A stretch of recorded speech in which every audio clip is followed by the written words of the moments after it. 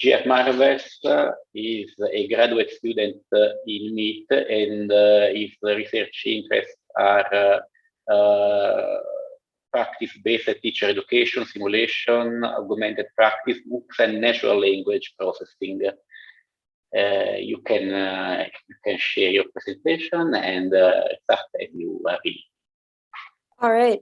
Thank you for the introduction. I will share my screen. So hello, everyone. My name is Marvez. I'm a graduate student at MIT in the Department of Comparative Media Studies. And today I'll be talking about a MOOC that we ran called Sorting Truth from Fiction and the virtual simulations and automatic feedback system data pipeline that it helped us develop. So a lot of people helped make this possible. There's myself, my research advisor, Dr. Joshua Lindenberg-Tobias, who's a research scientist who specializes in MOOC data analytics and social studies education, and people at MIT's Teaching Systems Lab, where I'm a research assistant. Garen Hilera helped with the classifier building. Justin Reich is the director of my lab. And Aria Eppinger and Signe Dell are two of my undergrads who helped code this data set. Additionally, the Sorting Truth from Fiction curriculum came from the Stanford History Education Group, and three people who helped design this MOOC was Joel Breakstone, Teresa Ortega, and Sam Weinberg.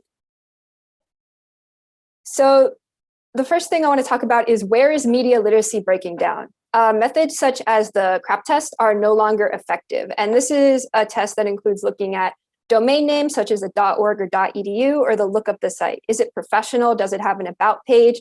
Does whatever article you're reading cite sources?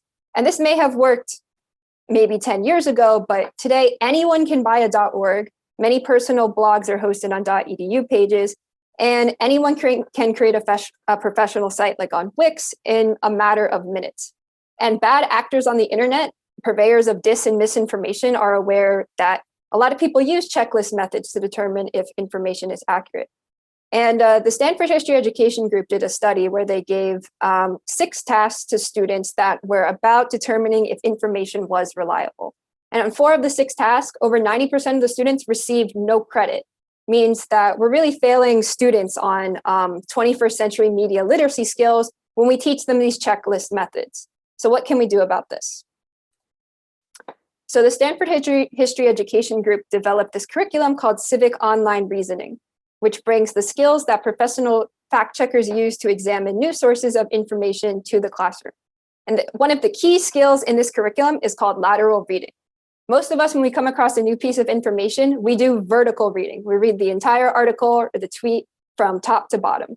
But in lateral reading, you should open a new tab, search the person or organization behind that information, and see what other sources have to say. This is much more effective in determining if a new piece of information is reliable. And we're going to do an example from one of those 6 tasks that students saw in that one study. This is the website co2science.org. If we're using the checklist method, we might say, okay, this is a .org. It's a nonprofit. It has an about page. It cites sources. It looks professional. Like, it's a little outdated, but it's got a neat layout. There's no spelling errors. Seems okay. That's the vertical reading old method. This doesn't really tell us if the information is reliable. But if we use lateral reading, and we Google CO2 Science in a new tab, we're able to also practice a different core skill, which is click restraint. The first 2 links when you Google CO2 Science are from the actual web page themselves. So we should ignore those if we're trying to figure out who's behind the information. Wikipedia is the 3rd one, and Greenpeace is the 4th one. So Wikipedia, despite what many teachers and students believe, is actually a great jumping off point to do your research. So if we go into the Wikipedia article for CO2 Science, we can see that ExxonMobil has funded CO2 Science, which is actually called the Center for the Study of Carbon Dioxide and Global Change. And also other places have said that the center was a promoter of climate disinformation. This suggests to me that CO2 Science is probably not the best place to get your climate information, and I would suggest maybe looking at a real scientific journal about that. And we can do lateral reading with lots and lots of different things. It's not just websites. You can do it with tweets. You can do it with videos, anything you come across online. So to bring this core curriculum that Sheg developed to teachers, we developed a MOOC on edX called Sorting Truth from Fiction. And it's 4 units which teach participants the media literacy skills first. We got to get teachers on board with abandoning the checklists, and then prepare teachers to bring these new skills into their classrooms by providing them with assessments and example lessons. One of the really cool things, I've been a moderator on the forums for this edX, is seeing the number of the teachers who start blog posts with, I used to think and now I think, and it's like, I used to think Wikipedia was always bad and now I understand it's a good fact-checking website. Or I used to think that lateral reading took too much time and now I realize how much quicker it is to teach students these skills. So that has been really cool to see. Additionally, within this course, we've embedded what's called digital clinical practice spaces on a software platform my lab's developed called Teacher Moments. And there were 4 practice spaces to help teachers prepare to evaluate student work. And a practice space is based on practice-based teacher education, or basically the idea that teacher candidates need the opportunity to practice one small bit of teaching at the time. As a teacher candidate, I rarely had the opportunity in my own undergrad education to just do one piece at a time, such as like classroom management or how to make a rubric. And you're graded on the ability to do everything at once, which is not great for learning new, complex, difficult skills. So in practice spaces, which is like a game or other simulation, you take one difficult skill or moment, you abstract out everything that's not specifically about that one skill, and that's something you can practice over and over and over to get better at. And our platform called Teacher Moments is this open source platform that allows to create linear, branching, or conversational simulations with text and audio responses in single and multiplayer versions. And the data collection is for teacher educators who are running these scenarios with their students, facilitators and researchers, such as my lab who ran this MOOC on edX. We looked at all the data collected from there. And recently, our lab has also looked at the first step in building classifier data pipelines for the immediate feedback integration, which I will talk more about in one moment. And a couple more examples of different practice spaces that we have built. Swipe Right for CS is one where you're trying to help students enroll in CS. Discussion Leader is one about leading controversial political discussions in the classroom. That's a choose your own adventure simulation. And then one of our more recent practice spaces is called Roster Justice. You're talking with the principal about the rosters for the new year. And this is one of our preliminary AI integrations as well.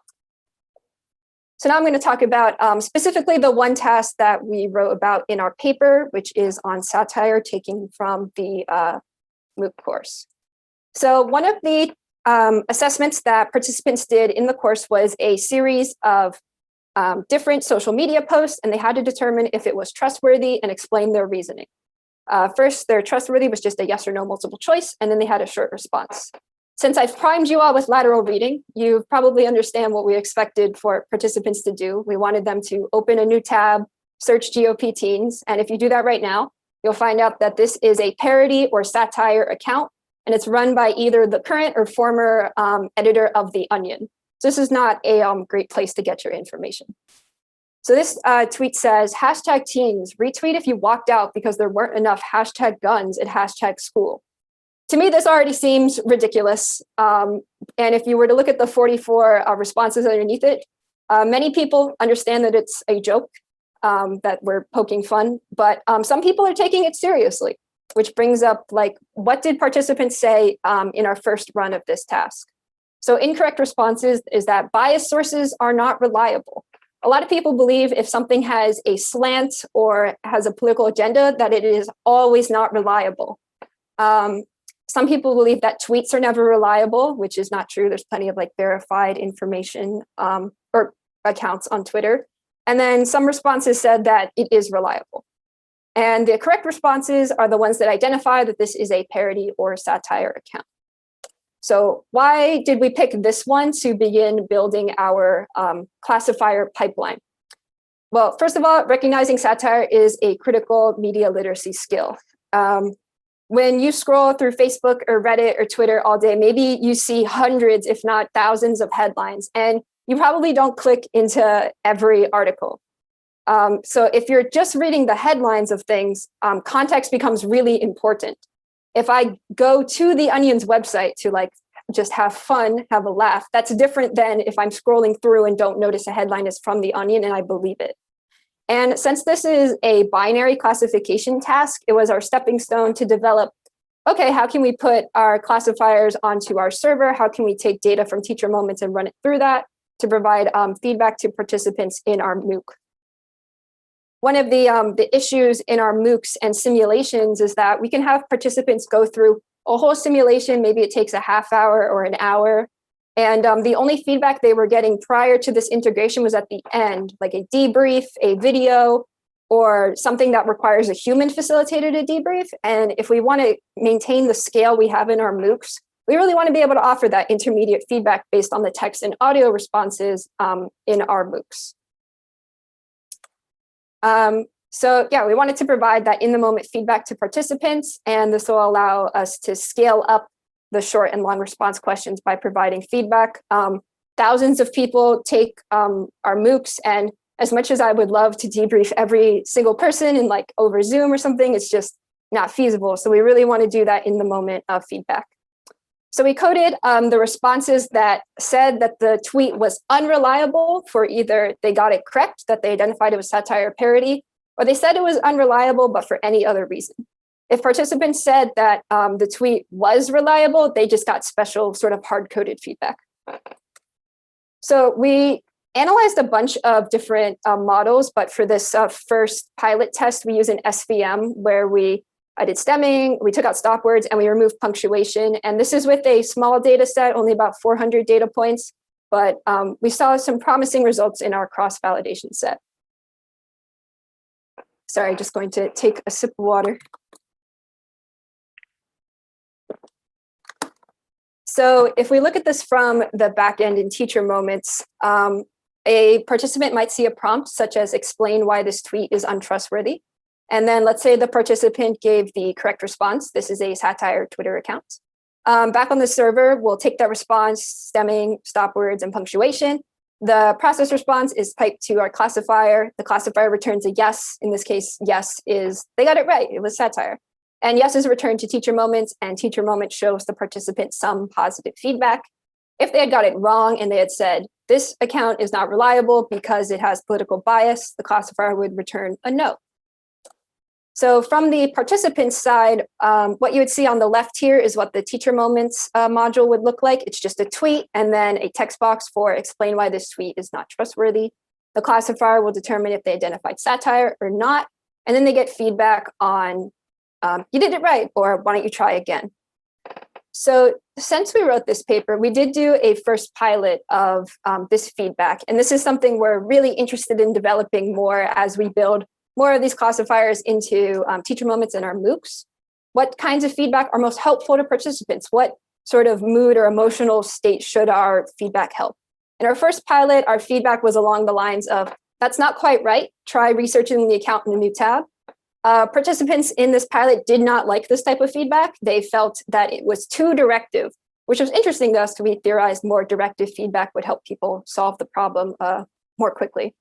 But we revised the feedback to be, thank you for your response. Did you consider who is behind the account and what did you learn about them? And this allows people to just apply their thinking a little further, we hope. Like, oh, I didn't actually look up who is behind the account. I just thought it was biased. What if I do that right now? To help participants use more of their lateral reading skills.